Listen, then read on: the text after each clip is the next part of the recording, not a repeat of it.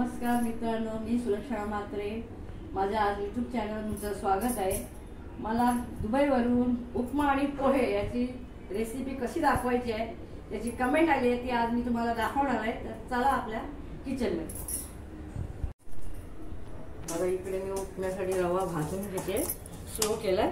आपल्याला थोडासा त्याचा वास निघण्यावर भाजायचा. इकडे मी साहित्य त्याचं घेतलेले कांदा, आपल्या आवडीनुसार मिरच्या, मी 6 मिरच्या घेतलेल्या आहेत, 1 वाटी रवा घेतलेला आहे, कढीपत्ता घेतला, आवडीनुसार साखर घेतली, लिंबू, राई, उडदाची डाळ आणि काजू. जर काजू तुमच्याकडे नसतील काही गरज नाहीये, आपल्याकडे फक्त 2 गोष्टी असणं गरजेचं आहे, राई आणि ही उडदाची डाळ असणं गरजेचं आहे. ह्याचा मी मसाला ऑलरेडी बनवलेला आहे आणि तो मी तुम्हाला दाखवणार आहे. हा बघा, इथे मी बनवलेला आहे.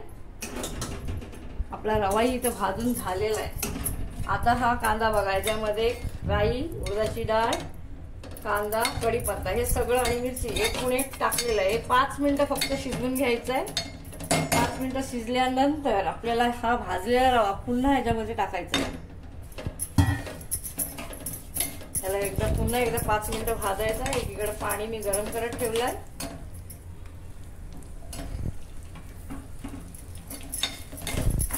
बघा, याला भाजल्यानंतर कसा कलर आलेला आहे उपम्याला. हा उपमा असा भाजून लक्षात घ्या, असाच ठेवायचा आहे. हा उपमा जो आपण रव्यामध्ये म्हणजे ज्या कांद्याच्या मसाल्यात भाजलाय असाच ठेवायचा. आता याच्यातला मी अर्धा ठेवेल आणि सकाळी फक्त पाणी गरम करायचं आहे. पाणी गरम करून त्याच्यात टाकायचं आहे, लिंबू पिळायचं आहे, साखर टाकायचे. तुमचा एकदम झटपट असा उपमा तयार होईल. आता तो मी तुम्हाला लगेच दाखवते. असं भाजून घेतल्यानंतर पण ह्याला मस्तपैकी असा खरपूस असा होईल, सुगंध येतोय, कलर आता चेंज झालेला आहे. आणि आता इकडे पाणी गरम झालेलं आहे, तो आता मी टाकते. बघा, त्याच्यात तुम्हाला जेवढं पाहिजे तेवढं तुम्ही पाणी टाकू शकता. गरम पाणीच टाकायचं आहे, थंड पाणी टाकायचं नाहीये, नाहीतर रवा तुमचा असा फुलून येणार नाही.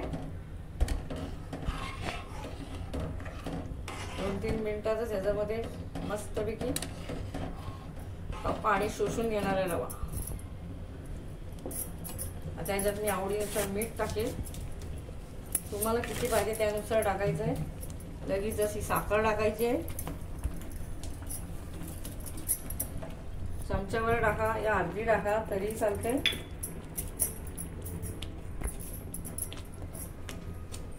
बघा, याला बुडबुडे मस्तपैकी यायला लागले.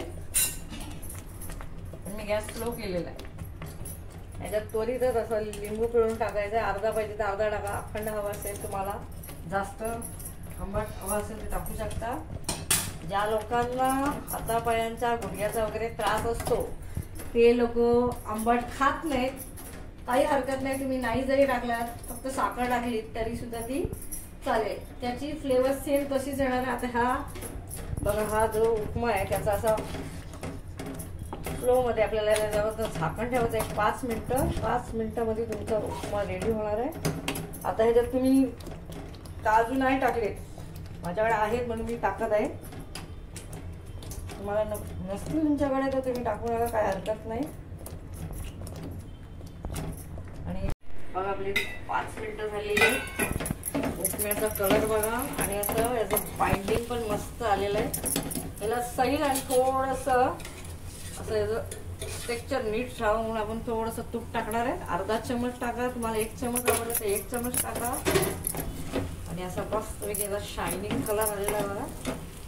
ह्याच्याबरोबर तुम्ही खोबऱ्याची चटणी, हिरवी चटणी या प्लेन सुद्धा तुम्ही खाऊ शकता. आता थोड्याच वेळात मी तुम्हाला इन्स्टंट पोहे दाखवणार आहे आणि पोहे कसे भिजवायचे आणि कसे ते खुले होतात, कुठल्या प्रकारचे पोहे घ्यायचे ते मी तुम्हाला सांगणार आहे 2 मिनिटात. बघा, हे मी पोह्यांसाठी काही साहित्य घेतलेले आहे. राई, मिरची, कढीपत्ता, लिंबू, कांदा, शेंगदाणे भाजलेले साफ केलेले आणि कोथिंबीर. तर आता मी इथे बघा मसाला बनवला आहे. हा मसाला तुम्ही बनवून थंड झाला की फ्रीजमध्ये ठेवायचा. आता लक्षात, हा मसाला म्हणजे जसं तुम्ही राई टाकता, जिरा टाकता, त्यानंतर त्याच्यामध्ये मिरची, कोथिंबीर ते सगळं मी टाकून असं शिजवलाय. हा थंड झाला की डब्यात काढून ठेवायचा आणि दुसऱ्या दिवशी सकाळी पटकन पोहे भिजवायचे, हळद टाकायची, मीठ टाकायचं आणि पटकन बनतील असे ही रेसिपी आहे. पण तुमचा हा मसाला मेन म्हणजे असा रेडी असला पाहिजे. आता तुम्ही कधीही पोहे बनवत असाल असा तुमचा मसाला कधीही झालेला नसेल. तुम्ही बघून घ्या याचा कलर आणि असा कलर आल्यानंतर तुम्ही पोहे बनवा. एक नंबर पोहे बनणार आहे. तर आता तुम्हाला मी पोहे कसे घ्यायचे आणि कुठले घ्यायचे ते सांगते. 3 प्रकारचे पोहे असतात. एक पातळ पोहे असतात, एक जाडे पोहे असतात आणि एक दगडी पोहे असतात. आपल्याला दगडी पोहे घ्यायचे नाहीत, पातळ पोहे नाही घ्यायचे, आपल्याला जाड पोहे घ्यायचे. तर जाड पोहे बघा कशी भिजवायची टेक्निक आहे. तर आता ह्या भांड्यामध्ये असं पाणी भरून घेतलेलं आहे, बघून घ्या. आणि ह्या चाळणीत मी पोहे घेतलेले. आपल्याला हे खूप साफ आणि चांगले दिसतात, याच्यातली घाण आपल्याला दिसत नाही. याच्यातले भाताचे कण असतात, ते पूस असतात. आता बघा हे मी याच्यात टाकलंय. याला फक्त असं करायचं आहे बघा, त्या पाण्यामध्ये असं ठेवून साफ करायचे. तुम्ही नळाखाली धुता, पण मी नळाखाली कधीच धुवत नाही. तर 2 मिनिटासाठी आणि 2-3 मिनिटासाठी असं हलवून धुवायचं आहे आणि असं काढून आपल्याला साईडमध्ये ठेवायचं आहे.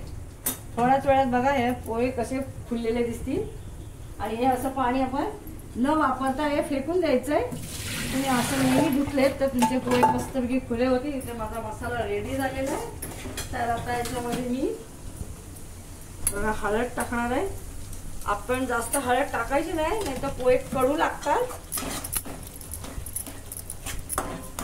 बघू शकता त्या मसाल्याचा रंग. या मसाल्याच्या रंगामध्ये जर तुम्ही पोहे ऍड केले तर तुमच्या पोह्याची चव भारी लागणार आहे. आणि मीठ टाकणार आहे मी माझ्या आवडीनुसार.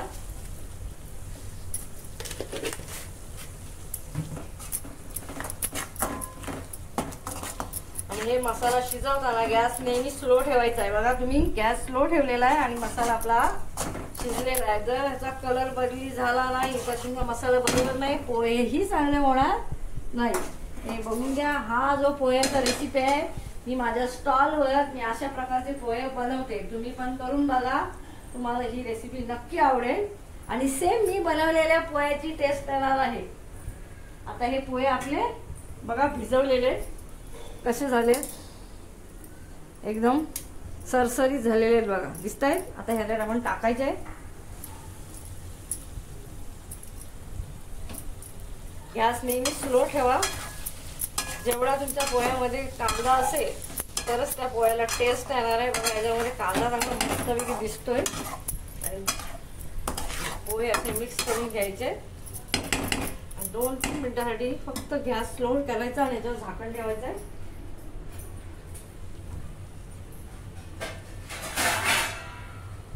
मी याच्यावर झाकण ठेवले 2 ते 3 मिनिटं. आपण 2-3 मिनिटं झालेले आहेत. मी हा गॅस आता बंद केलाय. पोहे बघा एकदम असे खरपूस आणि फुले झालेले. याच्यात आता आपण शेंगदाणे टाकणार आहे.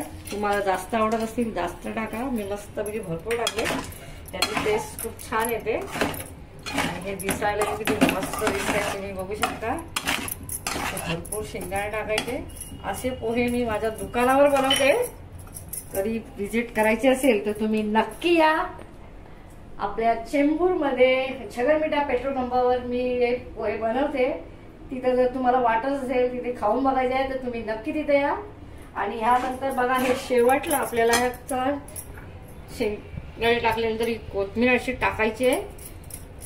याच्यात मी साखर नाही वापरली आहे, लिंबूही नाही वापरलाय. लिंबू आम्ही साईडला देतो, ज्याला पाहिजे त्यांनी लिंबू पिळून खाऊ शकता. तुम्हाला जर वर टाकायचे असेल तर तरी तुम्ही टाकू शकता. मी फक्त दाखवण्यासाठी घेतला हा लिंबू, की तुम्हाला जर आवडत असेल तर तुम्ही लिंबू टाकून खाऊ शकता.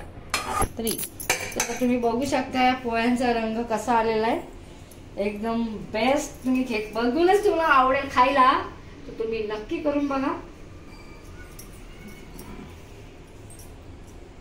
बघा ही माझी उपमा आणि पोह्याची रेसिपी आहे, जी दुबईमधून मला ईशाताईंनी कमेंट करून सांगितली होती बनवून दाखवा, ती मी केलेली आहे. तर तू ईशाताई कुठून जे बघत असतील मला दुबईमधून, तर ही रेसिपी नक्की करून बघ आणि मला कमेंट कर आणि तुझ्या मित्र परिवाराला शेअर कर. बघा ही आपली पोहे आणि उपम्याची रेसिपी तयार आहे. ती घरी नक्की करून बघा, मित्र परिवाराला शेअर करा, माझ्या या व्हिडिओला लाईक करा आणि चॅनलला सबस्क्राईब करायला विसरू नका. पुन्हा भेटू नवीन रेसिपी बरोबर.